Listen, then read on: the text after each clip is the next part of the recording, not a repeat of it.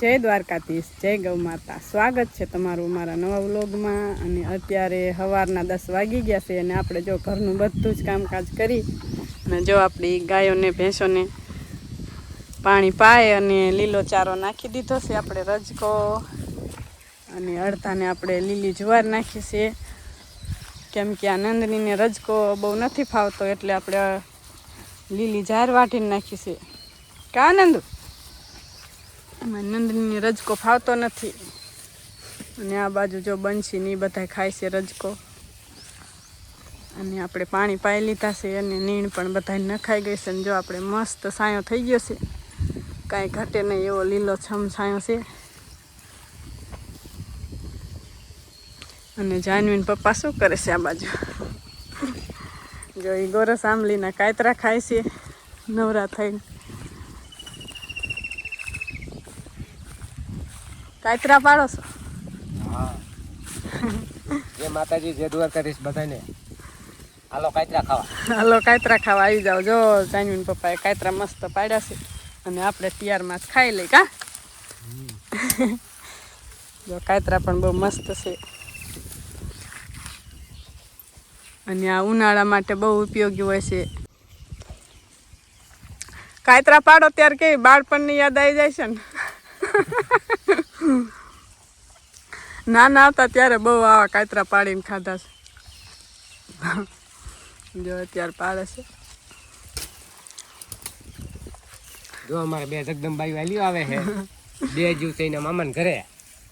બે છોકરીઓ હાલી આવે છે, લક્ષ્મી છે અમારા ઘરની, અને બે જો હાલી આવે છે છોકરીઓ, અને બે એના મામાને ઘરે ગયું છે। આજે વેકેશન છે તો જાનવી બેન ગયા છે મામાને ઘરે, તો મોક્ષુબેનને પણ હારે હાર મોકલી દીધા છે, કેમ કે થોડીક મારાથી દૂર રહે ને તો એને ટેવ પડે રહેવાની એટલા માટે। અને બે આવી ગયું જો જગદંબાયું। કા હાલો દેવી બેટું કાતરા ખાવા। કાતરા વીણવા માંડો, જો તાર પપ્પા આજ પાડે છે। અને તો જો મિત્રો આપણે હવે થાંભલા પણ આવી ગયા છે, ગાયું માટે ઢાળિયું બનાવવાનું છે તો થાંભલા આવી ગયા છે। અને આ થાંભલા આપણે જીબીમાંથી લાવ્યા છે, જે નકામના થાંભલા હોય જે કટિંગ થઈ ગયા હોય એ બધા એ લોકો સેલ કરી દેશે, તો એમની પાસેથી લાવ્યા છે। અને એમને પાકું બિલ પણ બનાવી આપ્યું છે અમને, અને 100 રૂપિયાનો ફૂટ એવી રીતે આ બધા થાંભલા આવ્યા છે। તો આ બાજુ આપણે ઢાળિયું હવે બનાવવાનું છે થોડાક દિવસોમાં। તો આપણે હવે આવી ગયા છે ગૌ અમૃતમ બેક્ટેરિયા પાણીમાં પાવા। તો જો આપણે બેરલ મૂકી દીધું છે આ રીતે, અને પાણી ભેગા બેક્ટેરિયા પણ જવા દઈશી આપણે જે બીજો વાટ ચારનો છે એમાં। અને જાનવીન પપ્પા જો હારે છે બેક્ટેરિયા, અને આ બેરલમાં નાખી તો એની મેળાએ વાલ ખોલેલો છે, તો આપણે એક બેરલ પાઈ દેવાનું છે આ 1 એકરમાં। તો આપણી જમીન કેમિકલ નાખીને હવે બગડી ગઈ છે, તો આપણે પાછી સુધારવાની છે, એટલા માટે જો આપણે ગૌકૃપા અમૃતમ બેક્ટેરિયા પાઈશી। અને આપણે તૈયાર થઈ ગયા છીએ બેરલમાંથી બધા આમાં હારીને પાવાના છે। તો હું પણ હવે હરાવું।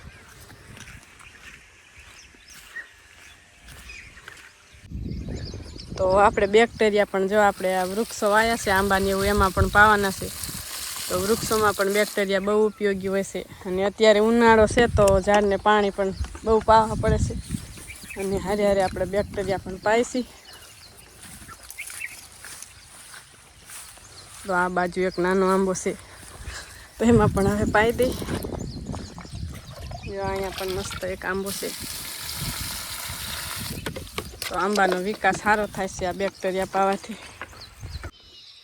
તો આપણે જો આ ઘર પાસે ત્રાવણા જાંબુડા વાયેલા છે પોરજ, તો જો આવડા થઈ ગયા છે, તો એમાં પણ ગૌ અમૃતમ પાઈ દીધા। અને આ બાજુ એક આંબો છે તો એને પણ હવે પાઈ દઈ। જો આ આંબો પર ચોમાસું પૂરું થયું ત્યારે વાયો તો જો આટલો મોટો થઈ ગયો છે। તો આપણે બધા આંબાને ગૌ અમૃતમ પવાઈ ગયા છે, ને જો પાણી નાંબે છે, અને આપણે ડાયરેક્ટ મોટર હાલે છે હજી આપણે, કારણ કે આપણે આ ટાંકો નથી, થઈ જશે તમારા બધાના આશીર્વાદથી ને દ્વારકાધીશની કૃપાથી થઈ જશે થઈ જશે ધીમે ધીમે. ધીમે ધીમે થાય એકાદ થાય નહીં. અને આંબાને કંઈક આપણે હોટો બાંધવો નહીં જોઈએ, બાંધો પછી પવન આવે ને નમી જાય છે. ખડ બધું સાફ કરી નાખવું જોઈએ. ખડ સાફ કરીએ ને કંઈક હોટો બાંધી દેવો જોઈએ એટલે થઈ જાય આંબો આપણા ઘર પાસે.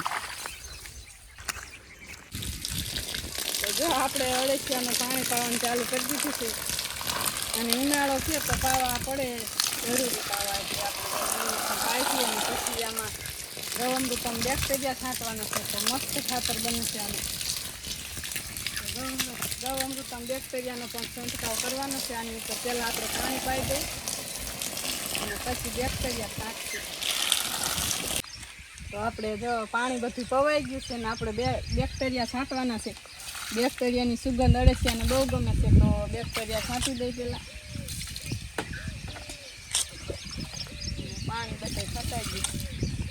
આની ઉપર કોથળા હોય તો બહુ સારું, પણ આપણે હાડિયું છે તો પછી હાડિયું નાખી પણ સૂર્યપ્રકાશ પાત્રો ન આવવો જોઈએ એટલા માટે.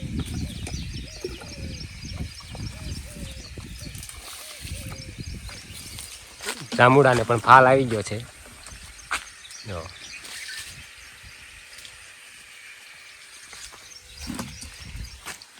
અમારે આ બે જો ઈંચે છે. હા દિવ્યા? હા કરતા માથા કેમ નથી ઓરાયા? હાલો નહીં લો, હાલો પછી. તો હવે જો આપણે બપોરનો 1:30 વાગી ગયો છે અને તડકો પણ ફૂલ છે. અને આપણે પલટી હળ હાંકવા મારા માસીનો દીકરો આવી ગયો છે. જો હળ હાંકે છે એટલે આપણે હાંકી નાખ્યા છે. અડધા વીઘામાં હાંકવાના છે. ને આ બાજુ આપણે બહુ ખડ હતું એટલા માટે આપણે હળગાવ્યું છે. નકર જમીનની ઉપર હળગાવાય નહીં, પણ હળ હાંકવાના છે એટલે વાંધો નહીં આવે. અને જો આ બાજુ એટલા હાલી ગયા છે, મસ્ત હાલે છે. અને હવે આમાં આપણે થોડાક દિવસો તપવા દઈએ ને પછી આપણે ગાયો માટે લીલી જાહેર વાવવાની છે. વાઢવાળી જાહેર આવે એનું વાવેતર આપણે કરવાનું છે. તો બીજી બધી જાહેર પાકી જાય ત્યાં આમાં લીલો ચારો થઈ જાય એટલા માટે પછી આપણે વાવવાની છે. તો જાનવીન પપ્પા પણ જો તડકાના બસ એટલા ઝાંકવાના રહેશે. તો હવે સાંજના 4 વાગી ગયા છે અને આપણે જો આરામ કરી નવરા થઈને પાછા હિંચકા ખાવા આવી ગયા છે. સાંજનું આપણે પાછું ગાયો બેસી લીલો ચારો વાઢવાનો હોય અને પાણી પાવાના હોય ને એવું બધું કામકાજ આપણે સાંજનું હોય.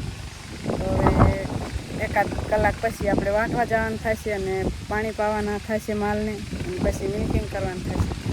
એવું બધું અમારે આજ કામકાજ છે. તો બસ આજનો દિવસ કાંઈક અમારે આવો રહ્યો. તો આ સાથે જ આજનો વ્લોગ અમે અહીંયા પૂરો કરીશું. તો વિડીયો તમને ગમે તો લાઇક, શેર અને સબસ્ક્રાઈબ કરી દેજો. તો મળશું એક નવા વ્લોગમાં. ત્યાં સુધી રામ રામ બધાને.